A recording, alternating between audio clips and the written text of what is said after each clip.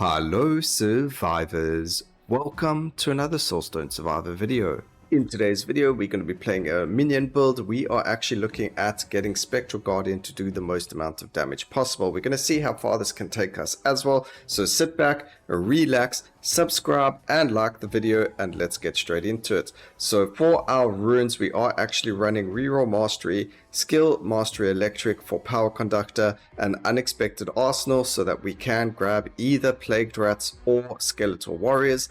And then we also running Devastating Blow, Improved Repertory, as well as Divine Legacy. Now the reason we took Devastating Blow is because I want to have a Spectral Guardian dealing the most damage. It doesn't help if we land up taking 6 different minions and then a Spectral Guardian deals the least amount of damage, just because of the way that it works. So minions inherently deal quite a decent amount of damage, and then Spectral Guardian, if we don't have the right buffs for it, isn't going to do that much damage. So I thought, okay, well, we already get extra summons because of our Ascension on Necromancer, which I have tested, does work. You can already see we're doing 7114 as a damage number over here. If we get a single upgrade or a single unit that isn't a summon, but it's actually our Ascension, it increases damage to over 1000. So increases a bar over 1000, so we get to about 8300 damage when we do a crit or whatever the case may be. So I mean, we can summon one quickly and show you. So now we're doing 8200 damage per crit. There you go, 8217, just so you can see there is actually a difference in the numbers as soon as you get one of your Ascensions up. So that just shows you that the Ascension does count towards the summoned unit you control, or the quantity, and that's why we grabbed it. Now we could either go Plague Rats or we could go for the Summon Warriors. The reason we're using Plague Rats, Summon Warriors, or the bunnies is because they have the most amount of units per cast as a maximum compared to every other summon in the game. However, the Power Conductors only have 3 or 4, which is fine because that's going to allow us, as you can see, they've only got 4, but that gives us Dazed, and Dazed is really powerful, so it just makes sense for us to grab it. We do want the damage for our summons, but most of the part we want damage on the Spectral Guardian, so we need to make sure that we go and increase the damage on the Spectral Guardian as much as possible. And then we're just looking for quantity on our minions. We aren't really worried about them dealing damage. We're not worried about their cast frequency or anything like that. Actually, cast frequency and multicast is very important for them, because the more units we have summoned, the more damage we're going to be doing. So we want to have the 15 bunnies, or the 10 bunnies, the 15 rats out all the time, as often as possible, so that the Spectral Guardian can do the damage it's supposed to be doing. The other thing is none of these guys have cunning, which means that we will have to worry about that going forward. Again, not worried about their damage, so I'm not going to grab it. We're only worried about the cast frequency. We do need some crit. We're sitting on 50% only, so we will work on that as well. Increase the damage of poison. I don't want to do damage on poison. I just want to try and get as much damage on Spectral Guardian. Yes, I can take the damage for the poison, but it's not that important. We will grab dealing poison damage, and then we can go and grab some cast frequency. Movement speed is going to be very important, because that's going to allow our minions to get to the enemies a lot faster. We're going to grab the magnetic and the armor over here. We do need the damage for the Spectral Guardian, and here we get one of these. I do want multicast, but we are going to re-roll this until we land up getting our minions. Okay, we could actually get the damage here as well. So we'll forget about the multicast. Let's keep the damage for now, because that's going to affect the Spectral Guardians, and that's a lot of damage. And we're just not getting our +2 to minions. Alright, we're going to have to just leave it for now. It will come by again. The reason we take Divine Legacy is so that we can get +2 to the minions, but as you can see there, we were super unlucky and we weren't able to get them. We will focus on that in the further on down the line, because that's going to give us a lot of damage. I just thought we should get some damage on here as quickly as possible, so the early game is a lot easier. But I think getting +2 two summons might be even more damage or easier form of getting damage out there. Alright, we're nearly at the max. Bunnies actually might not be the best idea. What I'm going to do is I'm going to look for the skeletal warriors, and the reason I'm saying this is because bunnies actually disappear, so it's always up and down, up and down. Plague rats as well, they might not be as consistent as I want them to be, so we will take a look at that and see if there's something else. These guys, there's only 4 of them, but let's change bunnies out for the skeletal warriors. It does also give us the crippled effect, which is pretty good, and we don't really need disarray. I mean, disarray is very strong, but I think it's going to be a lot stronger having a consistent number of summons compared to not having it. So we just changed the idea. We're using ourselves the skeletal warriors instead. We should be able to find +2 to them, or +2 to the bunnies, I mean to the rats. As you can see, the rats don't always explode. It's only when they are when they lose a certain amount of HP, then they'll land up exploding and dealing damage or dealing the poison damage. But until then, they do stay alive as much as possible. Whereas the bunnies, as soon as they hit a target, they explode and then they deal damage. So at least the plague rats, you can see, stay alive for a lot longer, and as well as the skeletal warriors. So that should inherently increase the damage of our skill. We just want to get to 100% crit chance, increase the movement speed. We don't need any of those. We'll take 1 swift, increase the damage over there. We can increase the chance of finding parts, and the reason for that is going to be because we need to get, or you can have a maximum of, I think it was 8. Yeah, it's 8. It says it over there. So we can have a maximum of 8, which means that that's even more summoned units for our Spectral Guardian to be doing damage. And there we go. You can see Spectral Guardian dealing some decent damage to the bosses. Some heavy hits going on over there. I don't usually keep the numbers on because, as you can see, it doesn't even help that much. All we see there is blocked because of the summoned units, but it's very difficult to keep attention as to what's doing what damage for us. So we'll see where we can go from there. But let's re-roll. Here we go. We get a +2. We'll add a +2 to the quantity of our power conductors. I think that one's quite a decent one. Give them some multicast as well. And then now we've got 6 of them up and running. I think power conductor is a very good one to have because of the dazed, with dazed being so strong.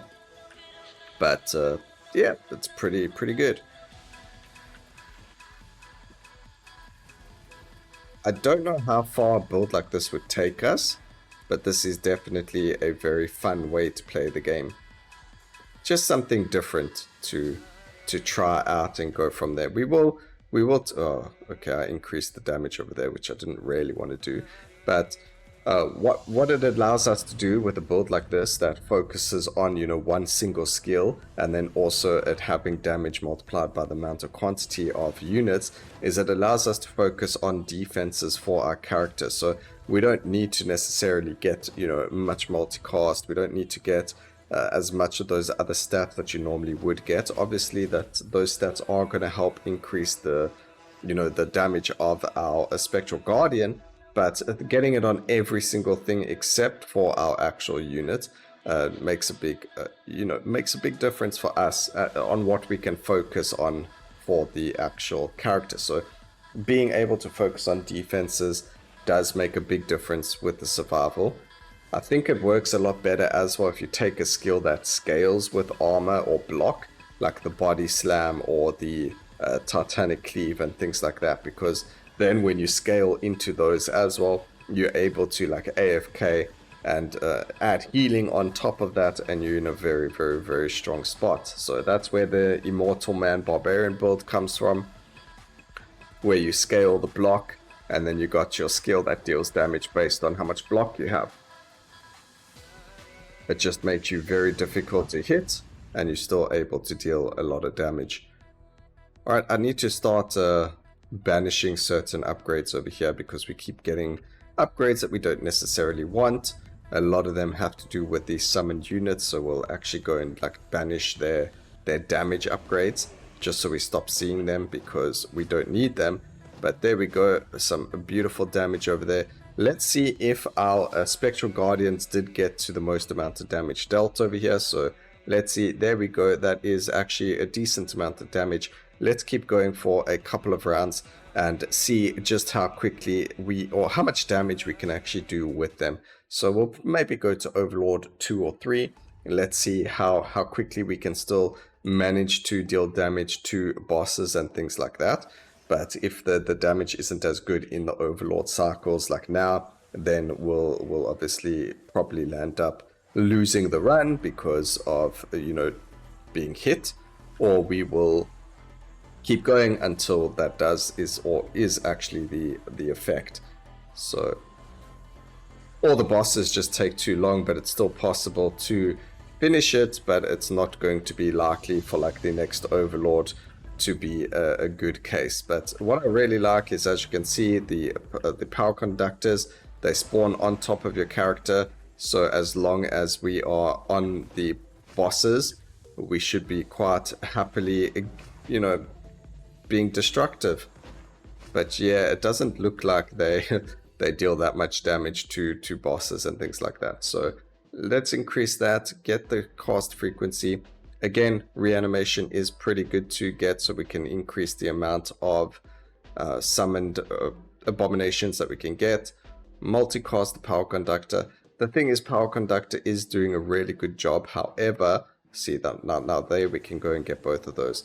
However, if we go and increase its damage and things like that any further, or even now getting the multicast is quite dangerous, because that's going to increase its damage substantially, and it's going to overtake the damage of our Spectral Guardians. So we don't want that. We need to try and be careful of which upgrades we get, and it's going to put us onto like a fine balance line to make sure that it doesn't out damage them. I'm not... A 0.4 second cooldown is quite big, and it actually is dealing quite a decent chunk of damage. So we do have Cunning on the warriors, which is really, really good. The only thing is, it was mentioned the other day on my Discord server, someone asked, and I need to test this out, but the way Cunning works is it actually gives you your units that have the skill prioritize valuable targets such as elite enemies and Lords of the Void. I don't believe that Cunning is making it so that they effectively attack the Lords of the Void over the other elites per se. So that does need to be something that's looked into. Maybe it needs to focus Lords of the Void, elites, and then other enemies after that. Whereas right now, I think it's just if it's a elite or boss, it will focus either or, and that can actually be detrimental to a summon build. So it would be very interesting to do further testing on that, which I haven't done yet, but we do need to see it. But I believe by the wording, it's not necessarily going to automatically focus bosses. They would need more area of effect, and or you know, be next to an elite. The elite despawns, and then the boss will land up being the next available target for the summon to go and attack. So that's currently how it probably works, and that's not really what we want. What we want is for the summons to attack. As a boss spawns, we want them to focus, redirect their focus onto that boss so that the damage is done immediately to them. But it is what it is. Alright, some life. We can grab some more poison, movement speed, magnetism's pretty good. Critical hits now apply poison as well. Critical strike damage because we do have devastating blow as well. And then we can grab more multicast, I guess. More powerful strikes. Again, man, we're just getting so many of these. Where's the damage for our Spectral Guardian like that over there?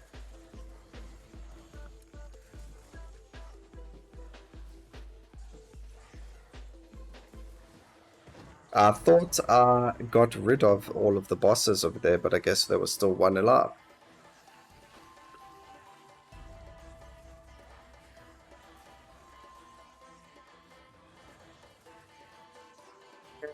I mean, this is really visually quite something.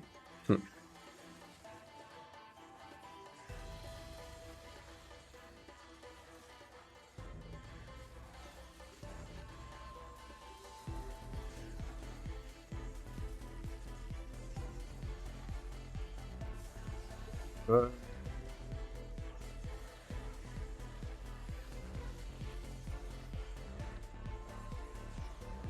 it's not really the fastest Overlord cycle type of build, so I'm not really going to push it any further, unfortunately. I mean, it can do the damage there, but it's just not that much damage, so it's not going to really get us very far, and there's no point in pushing it further to see. It might do more damage. I would have to do further testing and let you guys know in the future, but it might actually just do more damage without the devastation or devastating blow, a ruin, and actually just dealing more damage because of having more summoned units. So that is a very interesting aspect to have, but I thought it would be interesting to add the critical strike damage as well as the crit chance with the dazed. So I thought it would be quite interesting. It seems that it doesn't really make that much of a difference to its damage. You can see it's still out damaging everything. It's actually, the DPS has gone up by far so much more. It's maybe tripled in DPS since we last checked, which is actually really good. So there is that as well. The DPS is infinitely scaling, but you need to kind of, there's going to be like a curve for the DPS, because obviously the enemies increase their HP and their armor and things like that. So you need to try and do that. Maybe not using the Necromancer, maybe using a character that has increased artifact power will work as well. But then you're going to have to use your arcane skill mastery as well. So you're going to have even less. So you're going to have to use like, I don't know how you're going to get certain skills onto those characters. You might not be able to, but there might be other skills that can apply dazed for you as well, which will work pretty fun. So that's also another way to look into it and play the build in a different way, because adding Shattered to this could be very strong as well, and it would obviously reduce the armor of the bosses. So I'm thinking Demon Hunter might be another candidate that's really good here for dealing the most amount of damage possible. So another thing that I'm going to end up testing is going to be that character with these skills, or at least a similar skill setup, but it's going to be quite difficult to get it going because of having all the skill masteries that we need for all the different summons. Alright, fantastic. So we did manage to do it again. I mean, we didn't even do it in a much faster time. We actually took the same amount of time to finish the next Overlord cycle. So there's no point in pushing it any further. We dealt 420 million damage with a 500 and I'd say about 600,000 DPS over there, which increased the more we put more damage into it. And it, I mean, dealt less hits than everything else. So pretty big damage number over there coming from there. Hope you guys enjoyed the video. Let me know what you think about it down in the comment section. Please remember to like, comment, and subscribe for more videos like this in the future. And always remember, keep safe, survivors. Until next time, cheers.